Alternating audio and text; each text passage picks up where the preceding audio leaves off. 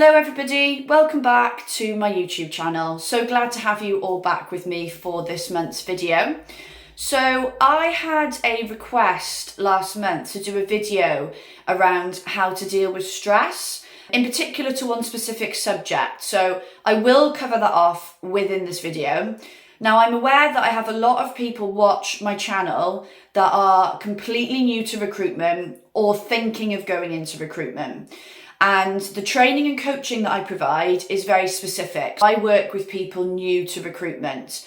So I thought that actually what would be great is to do a video around how to deal with the stress of your new recruitment role. So if you're new to recruitment, you can be put at ease that these things are very common and it will give you some points around how to deal with them. But for anybody thinking of going into recruitment, in no way am I trying to put you off.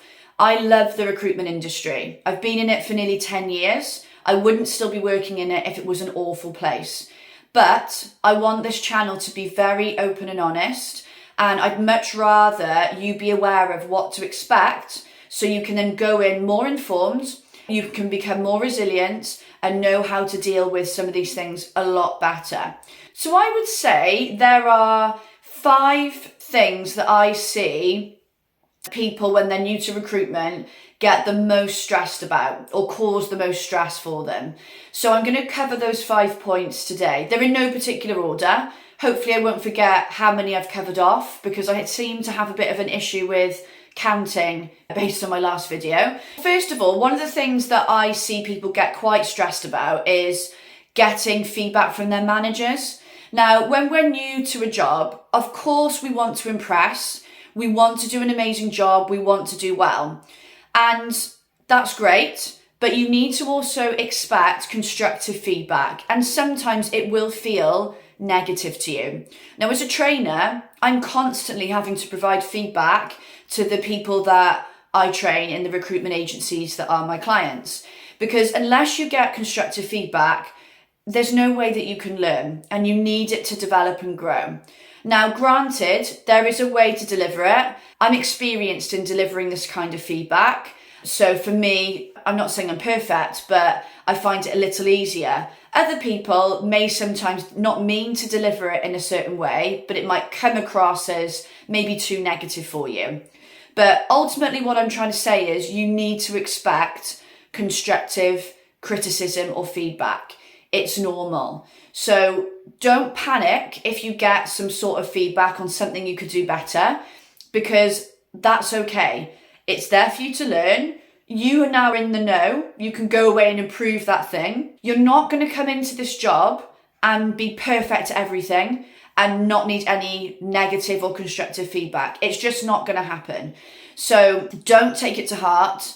Don't panic or worry. As long as you go away and work on that and try to get better at it, that is all that anyone can ask. If you are coming away from getting feedback from your manager and you're feeling negative about it, sometimes I think you just need to take a step back. So go away and write down the feedback maybe and think about how you've taken it. Have you taken it too personally?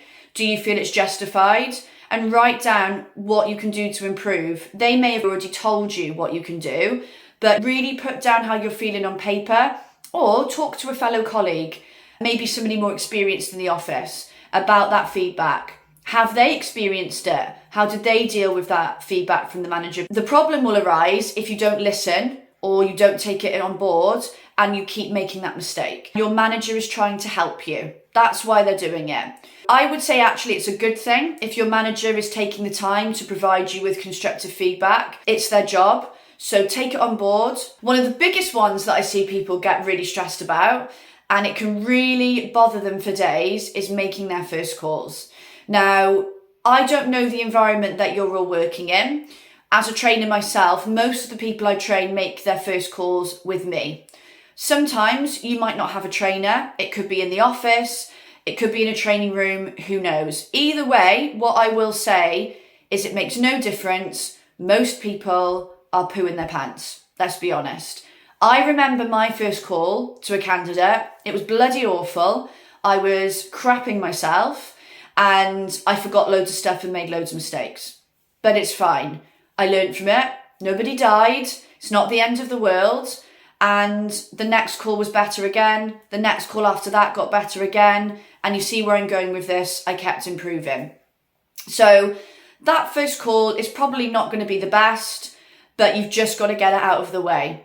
So please don't do what I see some people do, which is they literally stay awake at night worrying about it, getting themselves all nervous. What if the candidate says this? What if they don't like me? What if they don't answer my questions? What if I mess up? First of all, you don't know if any of those things are going to happen because the call is in the future. It doesn't exist yet. But also, who cares if some of those things happen?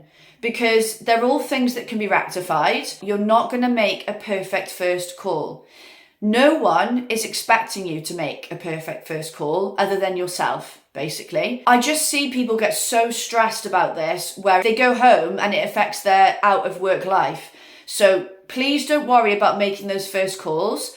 Everybody gets nervous, everybody gets stressed about it, but it's okay to make mistakes. And until you get that first call out of the way, there's no way of you doing your job or improving. I think a great way to deal with the stress of making your first call is to stop trying to answer all those questions, be in the moment and realise that you do not know what's going to happen in the call.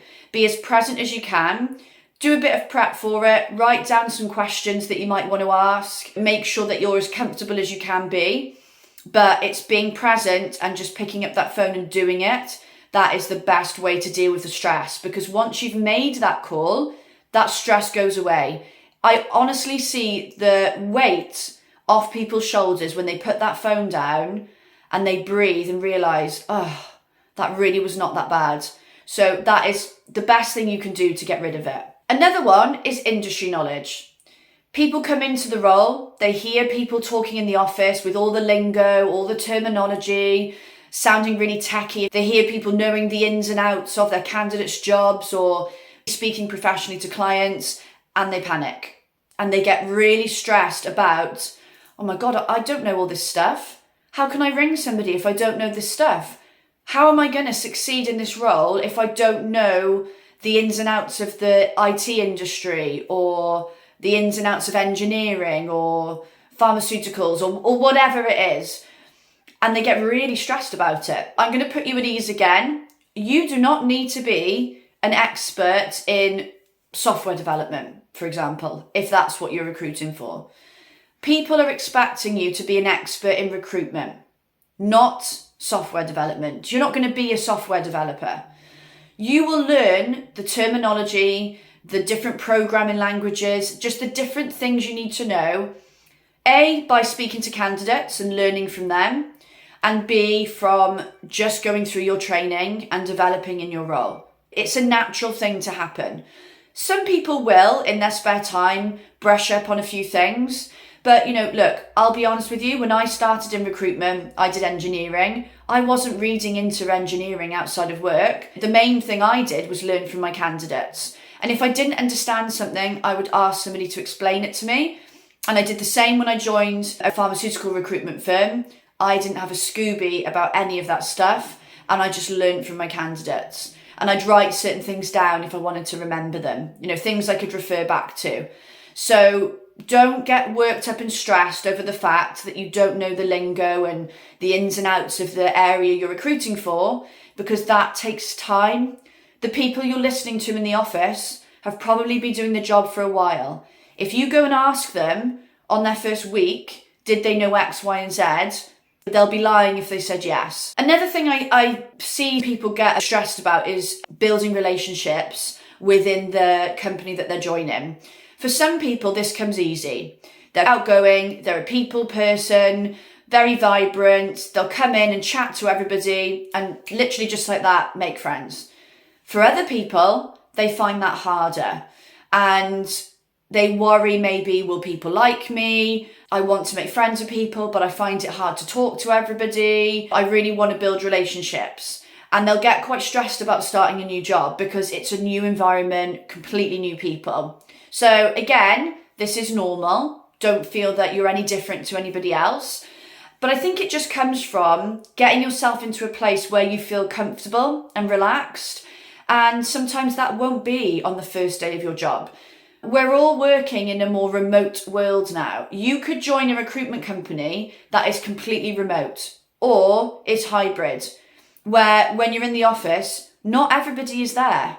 You might only ever speak to somebody remotely for months before you meet them. When I joined my second recruitment company, we all worked remotely. This is way before COVID, so it was quite strange. And I didn't meet some of my colleagues for months. It was all done via phone calls, basically. So I had to build relationships with the people I was working with every day just by speaking on the phone. And I'm not always, weirdly and surprisingly, a people person. So I had to really force myself to ring people, to be chatty, and chat not sometimes just about work and about the task in hand, but to try and get to know people a little bit more. So if you are a more reserved person and you are stressed about building these relationships at work, I would just give it time, make the effort with people. But remember, it's a two-way street. So I'm sure people in the company you're joining will want to make the effort to get to know you.